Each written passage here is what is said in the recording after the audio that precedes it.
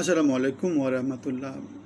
সরকার ৪৮ ঘন্টা না যেতেই কী করেছে, ইউ-টার্ন নিয়েছে। আমরা দেখেছি বৃহস্পতিবারে উপদেষ্টা পরিষদের মিটিংয়ের পরে দেশব্যাপী একটা আলোচনা চলে আসতে নাহিদ ইসলামের কল্যাণে বিবিসির মধ্য দিয়ে একটা নিউজ আসলো যে প্রফেসর ডক্টর মোহাম্মদ ইউনূস কাজ করতে পারছেন না, তিনি পদত্যাগ করতে চান।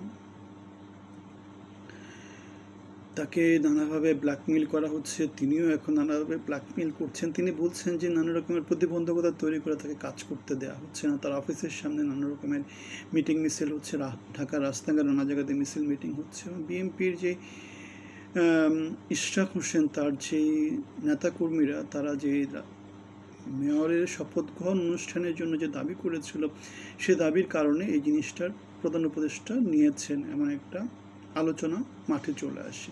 কিন্তু এর আগে আমরা দেখেছিলাম যে আমাদের বৈষম্য বিরোধী আন্দোলন বা এনসিপির নেতা হাসনাত আবদুল্লাহ বা সমমনা যারা ছিল, তাদের যেই যমুনা ঘেরাও ১৪৪ ধারা ভঙ্গ করা, নানা কিছু মিলে, তারপরে শাহবাগ এলাকায় যে ব্লকেট করা, সব কিছু মিলে আমরা দেখেছিলাম যে তখন কিন্তু ডক্টর মোহাম্মদ ইউনূস এবং তার অন্তর্বর্তী সরকারের কোনো রকম অসুবিধা হয়নি। সুতরাং দেখতে পাচ্ছি কোনো জিনিস আপনাকে উত্ত্যক্ত করে কোনো জিনিস আপনি কী করেন, খুব সহজেই নিয়ে নেন। ডিপেন্ড করছে আপনি কার সাথে আছেন, কার সাথে নাই। আমরা দেখেছি বিএনপি ৫-৬ দিন ধরে ডক্টর মোহাম্মদ ইউনূসের সাথে যোগাযোগ করার চেষ্টা করেছিল, কিন্তু ডক্টর মোহাম্মদ ইউনূসের অফিস থেকে তাদেরকে অনুমতি দেওয়া হয়নি। অন্যদিকে আমাদের নাহিদ ইসলাম বা বৈষম্য বিরোধী আন্দোলনের ছেলেপেলে যারা আছে, হাসনাত, সার্জিস, এরা যে কোনো সময় প্রধান উপদেষ্টার সাথে দেখা করতে পারে।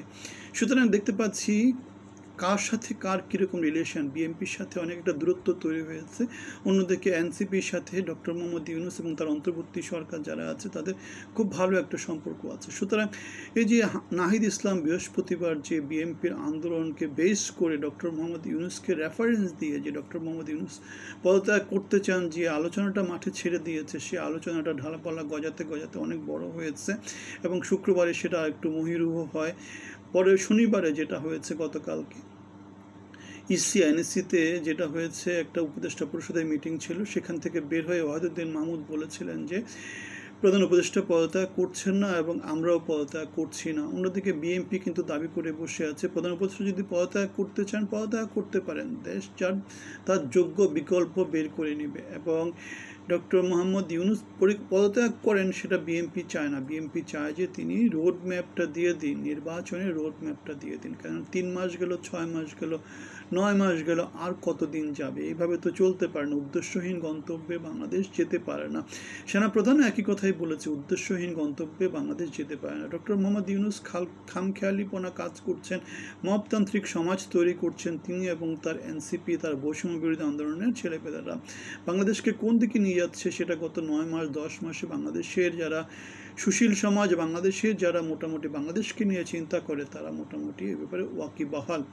সুতরাং ডক্টর মোহাম্মদ ইউনূস এই যে পদত্যাগের যে নাটক করলেন, তিনি যে পদত্যাগ করবেন না, তিনি এই যে একটা ইউ-টার্নটা নিয়ে নেন, সেই ইউ-টার্নের ভবিষ্যৎ ফলাফল কী নিয়ে আসে বাংলাদেশের সমাজের জন্য, তিনি যে বাংলাদেশের মানুষের সাথে তো অনেকটা নাটক করলেন, একটা প্রতারণা টাইপের কিছু একটা কাজ করলেন, এর ফলাফল বাংলাদেশ সামনের দিনগুলোতে দেখতে পাবে। আমরা একটা ব্যানারে কথা বলি, যেটা জনগণের বাংলাদেশ, মানবিক বাংলাদেশ। আমরা বিএনপির ১৭ বছরের আন্দোলনে ছিলাম, কোটা বিরোধী আন্দোলনে ছিলাম।